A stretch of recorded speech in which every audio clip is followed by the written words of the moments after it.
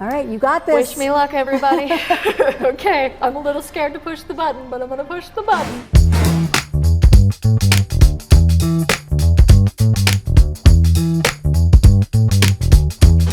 Are you curious about free motion designs, but you're a little intimidated or scared to get started? Hi, I'm Angelique and this is Maddie, and welcome to Beginning Quilting with Maddie. So we have been working for some time to put your quilt top together, and now you have a completed quilt top. Yeah. Now we need to start thinking about what we want to quilt on it. Now I did bring some examples. This is my wonky version of clamshells here. I have some swirls, some partial swirls in here. Geometric shapes. We have some stars in here, a few things because we had starfish. So, you know, I made some of those there as well. This quilt here has a lot of examples of different flowers. This is one of my favorite type of flowers, the little swirly flower, because I get to do the swirl and then I get to add petals and I can echo those petals. We also have some feathering.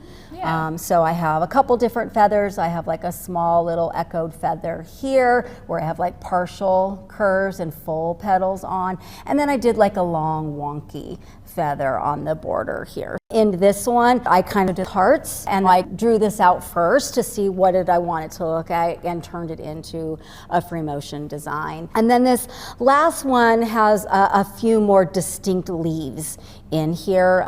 So you can see where I've actually added some of the stemmy parts that go in there. And there's a few other designs like butterflies that I've kind of created. And you know, sometimes I like to just trace around, you know, projects that are there or add little swirls and stuff for like trees. One of the things I really like about free motion is I don't feel limited. Yeah. It's whatever my brain wants to do, whatever inspires me on the quilt. But I know that can be really intimidating for people. So before you ever do anything, you just practice the design and you figure it out. So that being said, I asked you to kind of look at some of these categories of designs and asked you to pick 3 that we could work on as your first ones today. So what were those? Yeah, so first of all, I picked swirls. Swirls. Mostly because it just feels like a classic. I feel like there's a lot you can do with it. It's kind of hard to go wrong there. Lots of fun echoing and direction changes, so I'm excited about that. And then speaking to the organic kind of designs you're talking about, I really liked some of the leaf designs, especially when there's also some echoing there. So we're gonna try that out. Okay. And then finally, the flowers. I really liked the example you showed me with that kind of combines the swirl and the flower. And I think it'll be a fun way to kind of bring in the patterns from the fabric and maybe bring together all of those harsh angles from the triangle. Okay. Maybe soften those up. I think that's a great idea. All right, well, let's start taking a look at those designs. Okay, let's do it, class. We have made these templates to practice drawing, and we're just going to trace this pattern that we have, these dashed lines. Something that I really want to express is that it's about the flow, not perfection. Yeah. So if you don't stay on the lines, that's okay. No one's going to know when you go to do the actual quilting. This is a really simple pattern, so we know we're going to start right here off the edge of the paper and just start following that line. And we're just gonna, and so you can see right there I missed, but I have still the feeling. Yep, I've definitely come off my line a little bit, but and the again, vibes are there. Yeah, and again, the important thing is keeping that pen or pencil down and not lifting it. Yeah. As you can see, there's a little bit of echoing involved with this one sometimes there's not, and very wavy shapes, right? So you kind of come up, you've got that nice big like barrel wave, you know, if you're in Hawaii and you're watching the surfers, right? And then maybe you have one going a different direction, but our quilt ends, so we kind of curve back around so we get that little bit of echoing there. You can see kind of where you're gonna come to point sometimes, right? Before you move that next swirl. So you do have some areas that do have kind of that sharp edge that's coming to them before then getting back to that nice flow. Yeah. All right, so this next one we're going to add a wrinkle, if you will. Okay. All right, because now you've kind of got used to, oh, I'm flowing. But now, and I'm just going to trace with my tip here, I'm going to go a different direction to create that hook. So I'm going to get a few more pointed areas before I go into the next swirl. And so it might start to feel a little odd because you got used to just swirling, and now you have to stop, change directions, and maybe add another one, right? Yeah. So that's where we're adding that little extra element to that, okay? Okay. Ready to do it? Yeah, let's All right. go. So again, same thing, do your best to keep your pen or pencil down and follow that line. All right, so feels pretty good? Yeah. So next is going to be our flowers. So same thing, we're going to grab our pen, we're just going to follow this along. All right. And then this one we won't stop because the only thing that really changes is we're just going to make these a little bit larger. Okay, bigger right? petals. And we're just not going to be echoing them, but Cool. the feeling is the same. Yeah. Okay? All right. So this is a go-to for me. I just love how these look. They make great fillers, especially if I want to just keep echoing around them. Yeah. They make great, ways to do a meander and I add that loop or something to get to the next place where I'm like, okay, I want a flower here. Sometimes I'll add a little extra kind of backtracking as I'm like this example that you have here where you kind of come up and come back around. Right. Sometimes I'll just do the singles like we were doing here. You've got a little more muscle memory. Yeah, with You've this got one. less practice to do. All right, so as you can see, I got a little woo with this one, but the shape is still And I there. did the opposite. Yeah. That's okay. Again, it's about how does it feel. Yeah. All right. Okay, full disclosure, this next one is my favorite. I'm not surprised. Given the echoing I've been drawn to. All right, so a lot of echoing in this one. This is more of a leaf meander, great filler. Yeah. Can be an overall design as well. So it's a good place to start just to get away from the circular ways we've been doing the Right. flowers to a more pointy shape. Yeah, so it's a cool. good transitional piece. And if you need even more time, leave the needle down and just stop the machine altogether. Yeah. Right? It's like, I don't know where I want to go next. Let me step back a little bit. Let me get the hand, in this case, out of the way and look, where do I want to go directionally to fill in? I've had a plan, but my plan needs to change a little bit. Yes. And that happens a lot with meandering, with free motion, because you are doing whatever it is that you want to do as you're doing it. So you are thinking ahead, Yeah. right? But you may still have to backtrack a little. Yeah. And I think with drawing, and maybe this applies to free motion too, but I feel like if you're trying to draw a straight line, looking at where you're trying to go instead of right where your pencil is a pretty good tip. It's a lot like driving, like looking further down the road Right. will help you less, zig and zag less. But I'm Yeah. not sure. I guess we'll see. We'll It's find very out. similar to when I was showing you how to when we were piecing and stuff. Yeah. Where did I say to look? Exactly. Don't look at the ahead. needle. I mean, Yeah. you'll glance now and again, just like when you said, when you're driving, you glance down, what's your speed, what's that? But you're looking ahead, Yeah. right? Because sometimes when you quickly focus, make sure it's doing what it's supposed to be doing. But for the most part, I want to think about where's that path. Yeah. Right? True echoing is trying to keep the distance the same. Okay. But it's not always. It does not necessarily going to look bad if you don't. Right. Yeah. What we're going to do next is we're going to practice with the mini quilter. Okay. So we have designed our mini quilter for beginning quilters.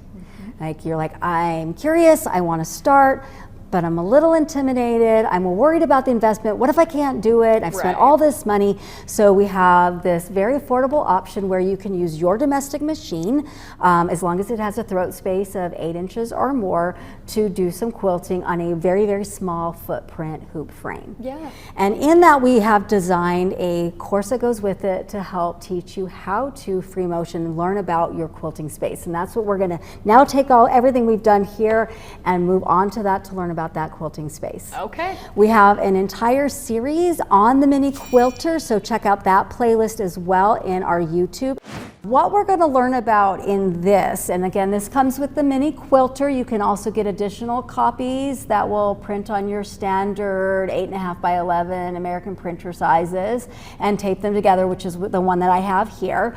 We're going to learn about what is your quiltable area. So when you have a hoop frame, and even if you don't have a hoop frame, even if you have a rolling frame and you have a full-size rolling frame, right, you still have a few areas, like especially at the top, where you can't quite quilt, or as that roll gets bigger. So you still kind of need to learn where am I going to end? You have your throat length. Right. You know, you can only go so far before you have to roll up or something. So we're going to learn about that quiltable area.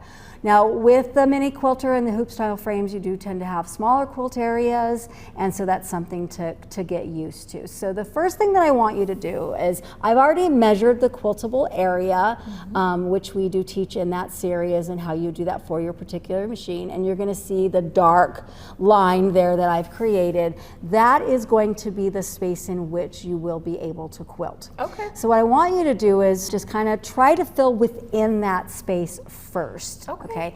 And then as you're doing that, though, think about when I do finally finish what I have filled in here. Yeah. And I'm going to start in the next, what we call zones. You know, where am I going to end something where I can pick up somewhere else, whether it's, you know, part of a loop or something like that. And once we do that, then I'm going to have you continue that design through. Okay. You know, and maybe from the start, like if I actually started in this zone, how would I get to this point, that kind of thing. Yeah. All right, does that make sense? Yeah. All right, so just work on the filling in that center part and just kind of thinking a little bit ahead. So you have your design within there, and now I want you to kind of start and go the other way as if you needed to fill in this zone. Okay. And then do it on the other side. We'll leave the blank part down here. Okay. So just kind of, you can stop right along that line as well. Perfect. We do that. So we're going to cut out this window. These are my paper scissors. So Don't worry, everyone. So that is your quiltable area. All right. So we can leave this as a reference so you can glance at it all you want to. You're going to basically do the same thing you just did. You're going to start here and you're just going to free your design without stitching yet. Just to see, can you still come up with something based on these things to fill in this space and still end up where you've sort of planned. Right. You want to practice, practice, practice, practice. I cannot emphasize enough how important it is to feel comfortable. I know a lot of times we're excited and we want to just get started and just jump into it, but that practice is going to help build that confidence. It's going to help with that muscle memory, and you're just going to be much more pleased with your first attempt, which you're just going to get better. Every time you practice, you're going to get better. Also, don't start with your first precious project. Yes. Right, this is just a panel. You see, we've used it before on some things. It's just something to stitch on. It doesn't matter what happens to it. It's just for practice. Cool. All right, you ready to actually stitch? Let's give it a Okay. try. Leave this. Go for it. Now go for it. Hit that start button. Okay. Give your second real quick pause, and then do what you were doing before. And then there you go. Okay. Now, before you do that, because you haven't done this before, tell the audience. I haven't done this before. Swear. Did not have her do any practice. Okay. One thing that was a little startling for me at first was because the needle is going to slow down based on my movements, and then I kept trying to correct for that. Right. So don't worry about it. Okay. You're just going to go for it. Okay. Do the best that you can. You will get better, like I said. Okay. All right, you got this. Wish me luck, everybody. Okay. I'm a little scared to push the button, but I'm going to push the button. Okay. Don't be afraid to speed up. Okay. Oh man, you're right. It is scary that it's working with me. Yeah.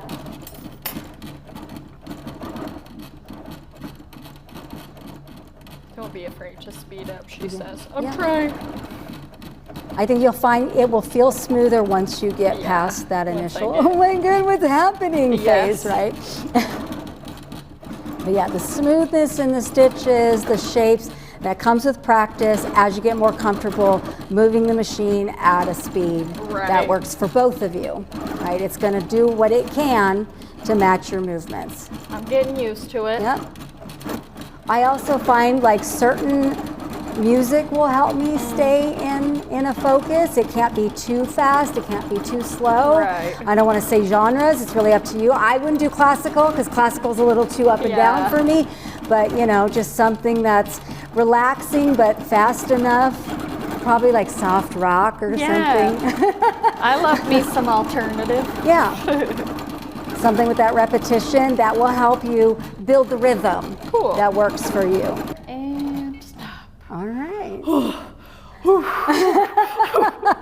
All right, so what'd you think? That was really fun. I feel like towards the end I started feeling like, okay, I can do this. I'm feeling good. There are definitely still some spots that are pretty messy, but that was fun, and I feel like it went a little better than I expected it to.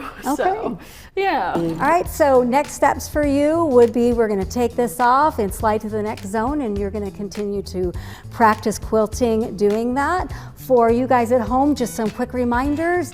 You want to start some of those free motion designs that we have shown in our free motion basics. Please check that out on our website, graceframe.com. You'll find that under our education resources. You'll also find those videos to that series on our YouTube channel. I would also love it if you've been free motioning for a while and you kind of caught this and you're like, hey, let me see how this newbie does, right? Give her some advice in the comments below. What are some advice that you would give to a new quilter? What are some things that you struggled with and that you overcame? I'd love to hear those stories because this can be an intimidating process for some people. You know, and we don't want you to be hard on yourself. It is so enjoyable once you learn how to do it, right? Remember to like and subscribe to our channel for more great content like this and inspiration from the Grace Company. We're going to get back to it. Yeah.